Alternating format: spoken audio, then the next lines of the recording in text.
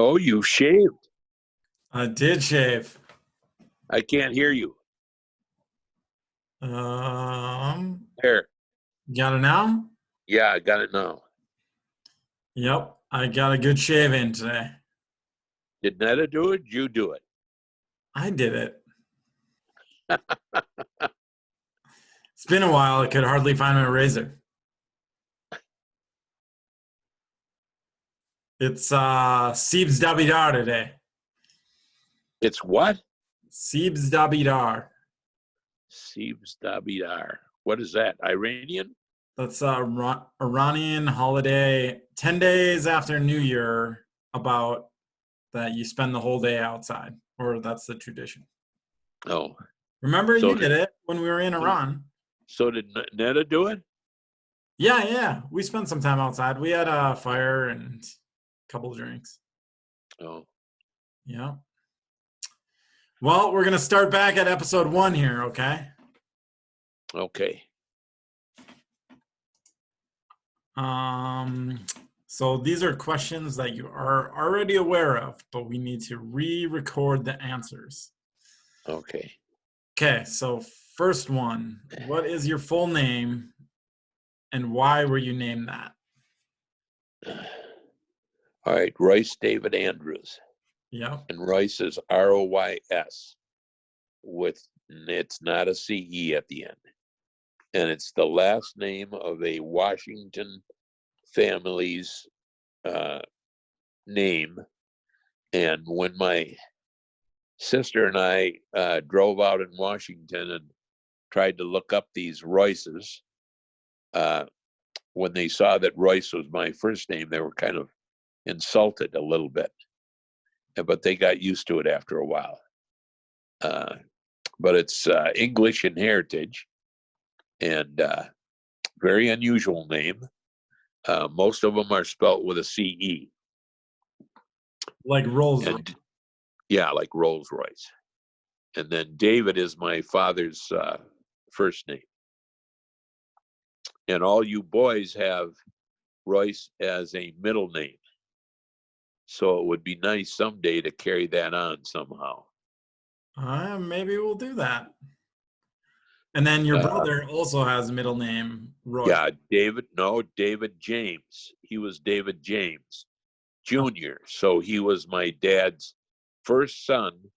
So he got David James Andrews. Oh, what about Jim though? Jim. And then Jim is James Royce Andrews. Yep. So he got your first name as his middle name. Yes, yes. Gosh, what would have been the attraction to so much Royce? I don't know. It was a pretty famous name out in Washington. Yeah. I mean, you got to think it's a last name. So, and I don't know exactly how they're related to the Andrewses. I don't know exactly how they're related. Yeah. And let's see, what was the other question? The next one is, did you have any nicknames growing up? I don't think I answered this one. My nickname growing up, and I have no idea why, was Oyster. So I use that as my ID name sometimes. Got it. So if you're ever incapacitated, I can try that as a keyword. Yeah, as a backward. Yeah, as a backup. Well, you know what they say about oysters, right? No, what do they say about oysters? It was a brave man that first ate an oyster. Oh? Yeah. Why? So, Because they were so wiggly and yeah, I mean, if you didn't see someone eat one or see someone who said it was all right to eat one, you'd never reach into the ocean, pick up an oyster. One, even think to open that hard shell. Yeah. How would you even get it open? Yeah, I wonder how they ever got started. And then once you open it, it looks like snot inside, you know? Yeah, yeah. Yeah. Okay. And my brother's nickname was Mimi. M-I-M-I. Mimi. Mimi. So kids would call him Mimi instead of Jim or James. Ah, interesting. Well, maybe you got the oyster nickname because you had some kind of bravery when you were a kid, huh? Uh, I don't know. Or stupid bravery. Yeah, stupid bravery. I mean, you must have done some dumb things when you were a kid. Oh yeah, I'm sure I did. Anything in particular stick out? Yes, and I think I told this in the story that you didn't record the sound for, but my mother had dressed me up for Sunday with good clothes and clean shoes and clean socks and everything. And she said, "Now, if you go outside, don't go into any puddles. Don't get yourself dirty." And so I said, "Okay." And so I went outside. Hell, there were puddles all over. So I had to jump them, of course, and I didn't really hit it where I should have. And of course, when I came in, I was dirty. So she said, "Well, I'm going to let your father know what you did, and you're going to get taken care of." And so when Dad came home, Mother, of course, reported to him what I did, and so he walked me downstairs, and it was a good flight of stairs. It's about 20 feet down. They were kind of steep, and then there was a chair down there, and I think it was a metal chair. It had to be a metal chair. And he said he had his belt off, or he had it in his hand, and he says, "You know, you did wrong, right?" And I said, "Yeah, I know I did wrong." And he says, "Well, I tell you what, I'm going to slap the back of this chair really hard about 3 or 4 times. And you're going to cry as if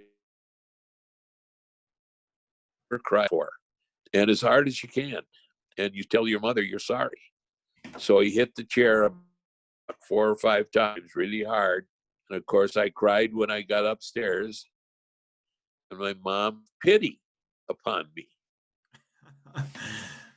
And I'll never that action. And I don't think I ever told her that story. And I should have. And I don't know if she would have remembered it, but that was really something that I should have shared with her. And I never thought of doing that. I mean, what a thing for your dad to think of, Oh, right? Because yeah, back then it was kind of normal to give your yeah, give your kid a yeah. little Give them a wallop. licking, yeah. And then my dad was also, we would have chickens on Sunday. And of course, we never bought chickens out of the store. He was from the farm. So Uh-huh. he would just chop the head off of the chicken and let it run around. Oh, And then I think he would try to throw it underneath the car so it wouldn't, run around too much and draw attention from the neighbors. And I'll never forget that. And it would just bounce around for like, I don't know, 4 or 5 minutes. And then I don't ever remember him cleaning them, but he must have had to clean them. yeah. Well, I mean, did he ever talk to you about the seriousness of killing an animal, or No, never, it was just, never discussed it. It's just something he did. yeah, interesting how we don't do that anymore, huh? Yeah, Oh, no. your neighbors would think you're crazy if you're cutting chickens' heads off. Oh, yeah. And then letting them run around the yard. Yeah, probably blood everywhere, right? Oh, yeah. Yeah. They were what do you guys do with the chickens? Did he usually Oh, yeah. He ate pluck them. them, He or ate them, but I don't remember how he plucked them. But I think I must have helped him pluck the feathers off the chicken. you didn't skin Uh, them? no, he didn't skin them Yeah. because you ate the skin. Yep. So you had to pluck them. Yeah, but you did have to clean the guts out. I don't remember how he did that. Hmm. I never saw him do that. So, and I'm sure he ate the heart and the liver uh, because those are always good parts uh, that I can remember. Yeah. All right. And then what were the full names of, let's start with your mom. Estelle Teresa Dombrowski. and I think it was Dombrski. And she was from the Philadelphia area, and she had a sister named Joan Schmidt, or no, Joan Dombrski. And both of them were placed in Minnesota in an orphanage. And then from the orphanage, they were adopted out to families. And then they would clean their homes and then room and board. And then also they would do other houses. And we had Aunt Rose and Oliver Steele. And they lived in that, up on that hill. Gene seems to call it Phelan Lake. But it's the stop sign before Highway 36 as you're going south. That stop and go light, you turn to the right, go all the way into until you hit the lake. And then her property was up on a high hill. And of course, she had about a 500-foot driveway. And then she owned that whole corner. Now it's got like 2 or 3 houses on it. Mm-hmm. And we used to cut her lawn and rake it. And then we'd have dinner there. And that was where my mother stayed for several years. So it was almost like she was her mother. Mm-hmm. And it's funny that Estelle Andrews, which was Dombrski, never talked about her heritage, never talked about her father or where she came from or any of her orphanage stays. Well, you think she knew that information? Oh, yeah, of course she did. She was probably 15, 16 years old and then never talked about her sister coming with her. And then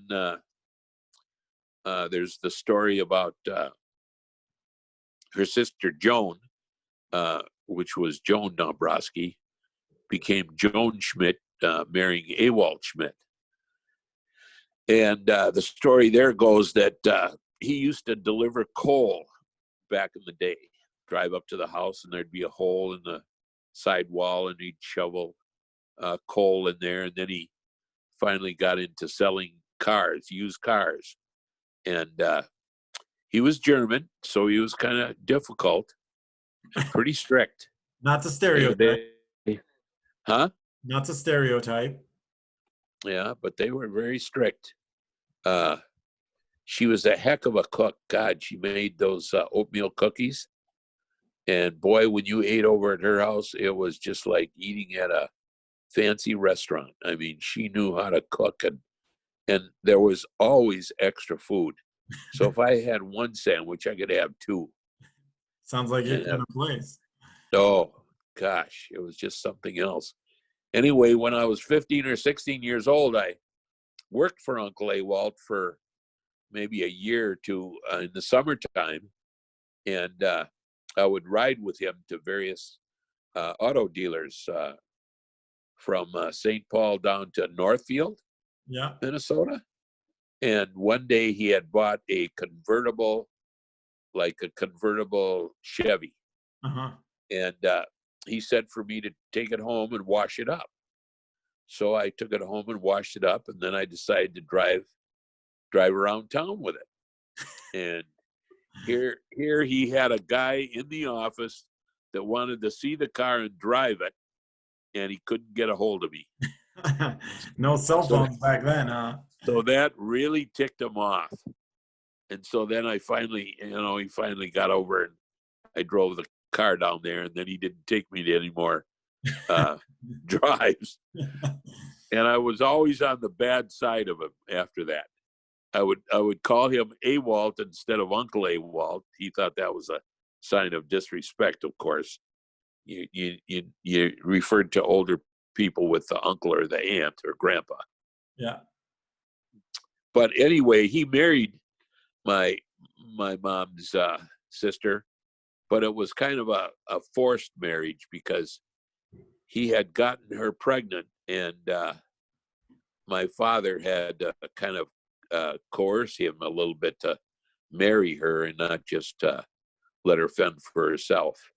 But then they ended up having, I think, 4 or 5 kids. there was Janet Schmidt and Lois Schmidt and Diane Schmidt, who had epilepsy issues. And then there was Dick Schmidt, the only boy. And then there was Charlene and Linda. And Linda was kind of the outcast. She kind of didn't fit the mold of doing things the way the family liked to have them done. Charlene is the one we met up in International Falls. Yeah. And but whenever we went up there, it was always a good time eating and stuff like that. And when my father died in 1957 or 58, I can't remember which year it was. They sent me to it was a boarding school in Wisconsin, and Altoona, and I used to hear Altoona on the news as being a big cattle city. Yeah. But it was really Altoona in like Philadelphia or in Pennsylvania somewhere. It wasn't that place, because that was like a town of maybe 500 people. Yeah. And it was a big building that was probably 100 feet by 100 feet and 100 feet tall. And it was a boarding school for Catholic kids. Yep. And I think it was just boys. I don't remember any girls being there. And then we got to do military drills with wooden rifles.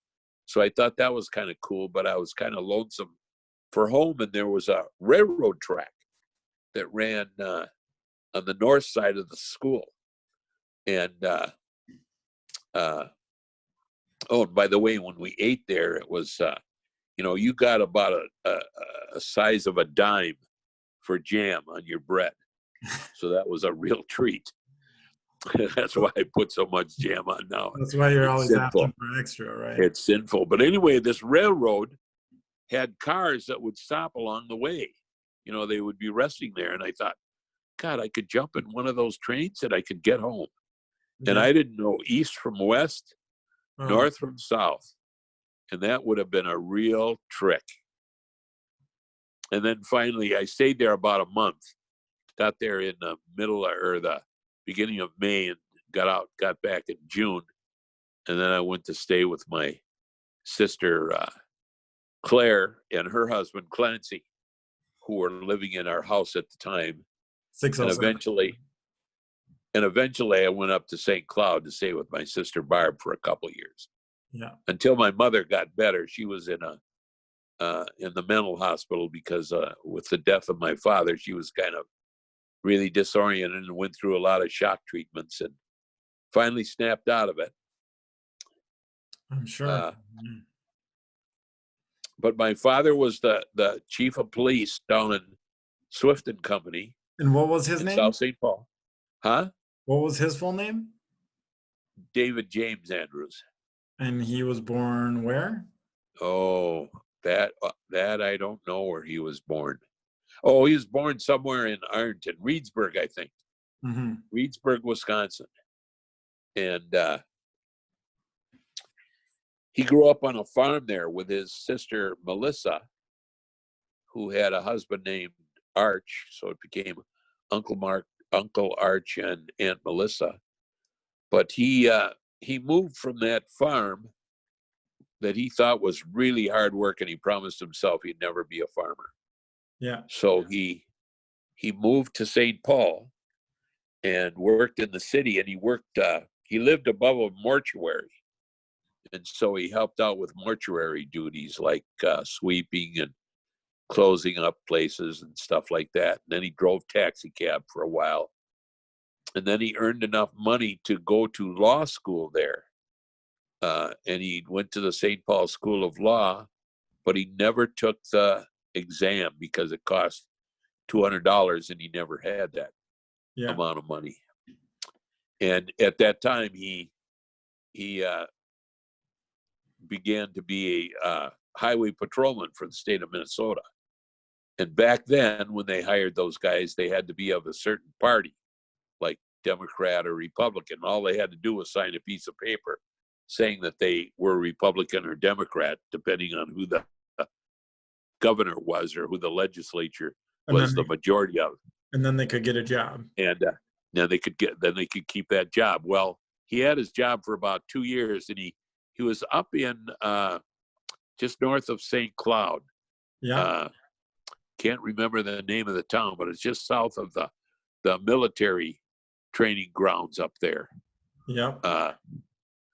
I'm losing you there, Dad. You're losing me? Yep. Oh, my finger in the way? There you go. Okay. Anyway, he was on a motorcycle a lot of the time.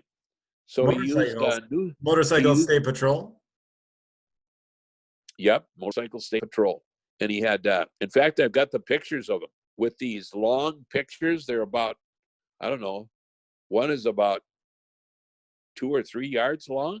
Yeah. And one is 3 yards long. So 4 yards and 3 yards long.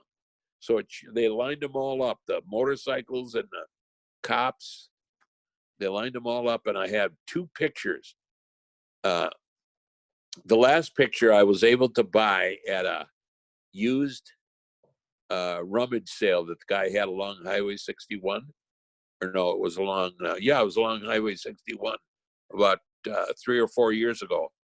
And the guy wanted, I don't know, $20 for it, or maybe it was $100. Yeah. And so I bought it up for him, and I didn't tell him my dad was in the picture. And anyway, to get back to that story about him being a highway patrolman, he lost his job when the Democrats got in because he wouldn't sign the paper that he was a Democrat. Yeah. And so then he lost his job for a year or two. He was principled. Then he picked up. What? He must have been principled a little bit. Oh, yeah, very principled. Very principled. And then he had gotten a job at Swift and Company as chief of police. And then they offered him back his job on the highway patrol. What is Swift and Company? It's a meat processing plant in South St. Paul. Not there anymore, though. No, it's all taken down. They used to bring in cattle. It was a stockyards. Yeah. It was like, I don't know, second in the nation. Wow. At one time. Anyway, he had a little shack that was about 6 by 8, and he would check in the truckers as they brought in the cattle and stuff. And he had this small office with a wooden desk, and then he had in his drawer, he had a small pint of whiskey. And of course, he would treat the drivers to a whiskey shot. Yeah. And of course, he'd take a little nip now and then while he was working. And he said the worst part of his job was when the workers went on strike, because he had to keep the workers out and let scabs in. And then also the worst part of his job was catching people stealing meat. Yeah. So a guy with 5 or 6 kids would steal a pound of hamburger or a steak or something like that, and he'd have to catch them. And some he would just overlook. And then the other one was, when they were on strike. But he said otherwise the job was pretty easy. And then a lot of people took advantage of him because of his law degree. So he gave out hundreds of legal pieces of advice to people that had issues. Yeah. And so that was pretty well known then. And then my mother worked at Armour's, which was just down the road, south of Swift and Company, and she worked on a potato line there. And so they had A money, which your wage, standard wage, $8 or $10 an hour. Mm-hmm. And then you got B money, so you got time and a half. If you like a normal wage, you would just do 155-gallon barrel of potatoes, peeling them and getting the eyes out. And she had to have 5 or 6 knives that my dad would always sharpen. And then she would have tapes on her fingers where she would get cut on her thumb or something like that. Yeah. And then there were people that were cruel people there. They didn't like her getting the B money, so they would knock her second barrel of potatoes on the ground so that you would have to spend time picking them up. Yes. So that was really a bad deal. And then I worked there one year, and it was in the summertime, and I was hauling beef from one, like out of a truck into the cooler. And of course, it was very hard work. And so, and I think I had the job for about a month and a half, maybe. And I decided to take a nap one noon hour because I was really tired.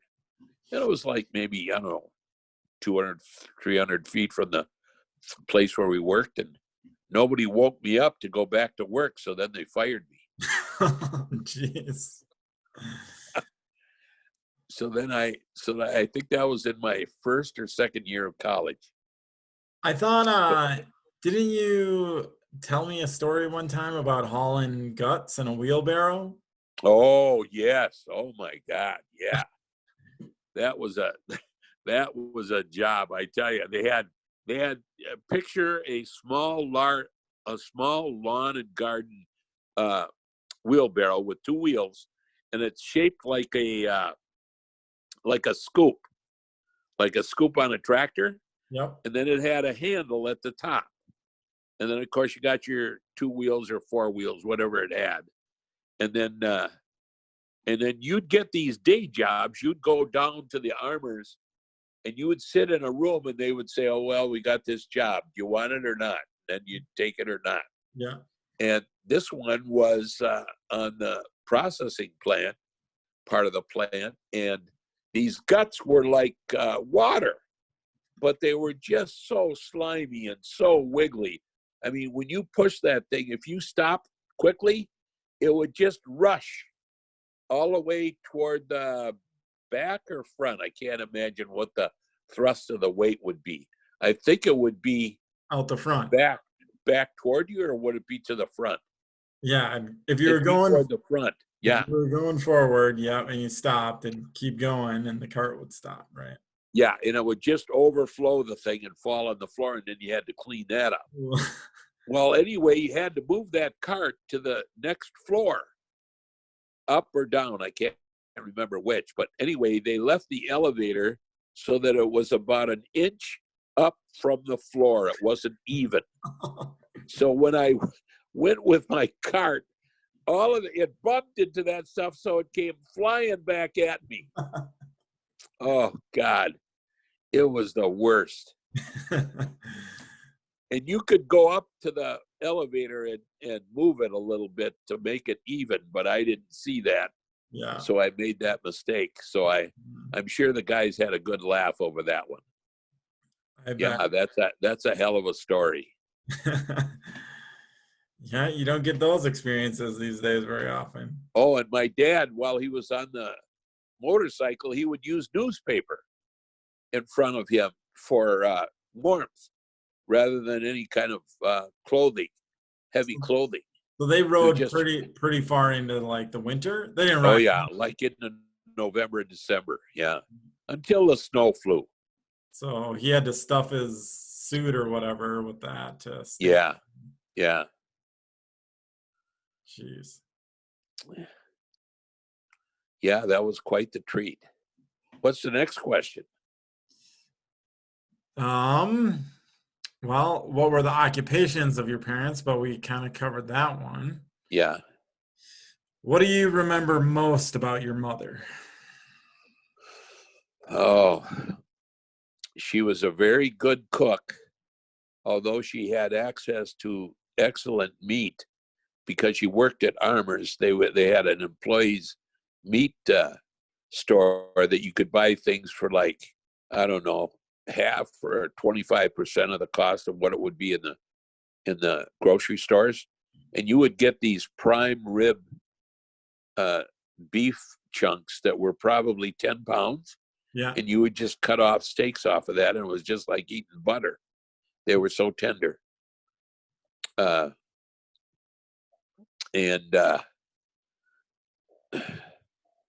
She was Catholic and very observant of the Catholic religion. The Pope was God, closest thing to God. and then well, the church actually indoctrinated us with indulgences, which are things that you say after, or that you get after you do something, uh, like let's say you do something wrong, you treat somebody poorly.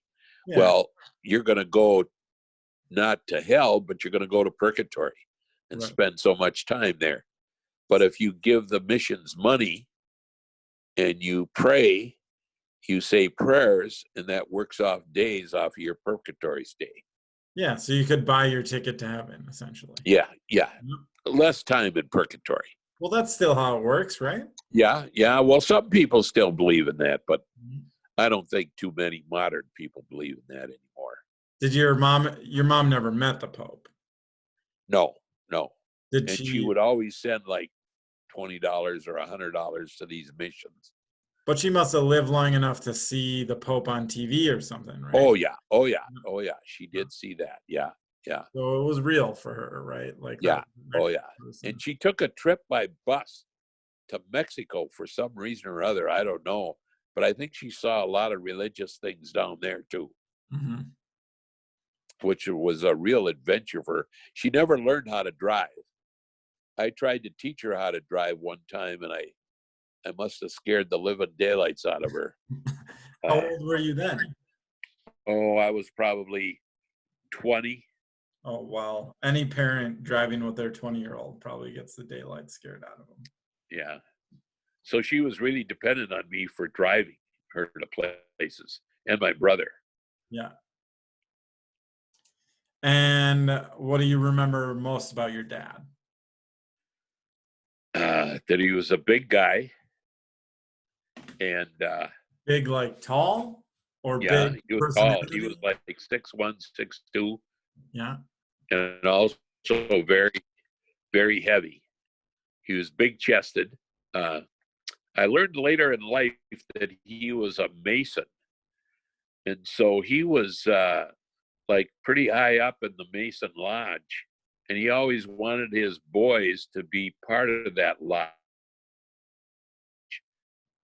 but we didn't want it because the church looked upon the Masons as being, I don't know, competition or not right religiously, Sure. and he was kind of a high rank because he was the leader at one point. But he didn't do it too often, and we never got to go with him to any of his meetings. And he would take us to church with my mom, and he would usually sit in the back. And of course, I don't think he thought too much of the Catholic religion, but never talked about it. And we did go to Catholic schools instead of public schools.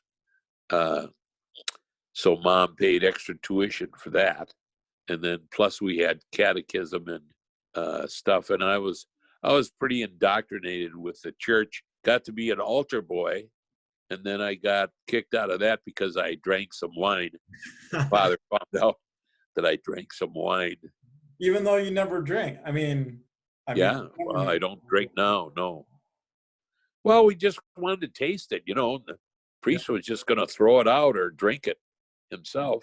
So we thought we'd help ourselves to it. Sure, why not? But I remember having to learn Latin, the Latin prayers, because you had to say the Latin words at being an altar boy. Yeah. So I got kicked out of being an altar boy. That's the people who serve at mass, like holding the platter so that the body of Christ doesn't fall on the floor. Mhm. Serve him with water and wine and a towel to wash himself off.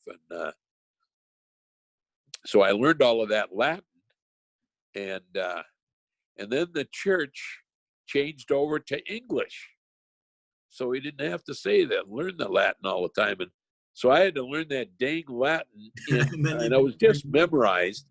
It was just memorized, and the kids outside would be playing ball, and I'd have to learn that dang Latin in a hot sunroom. A lot of suffering in your life, Dad. Oh man. But I wish she would have taught to do some kind of an instrument, or even my dad teach me how to play the violin or something like that.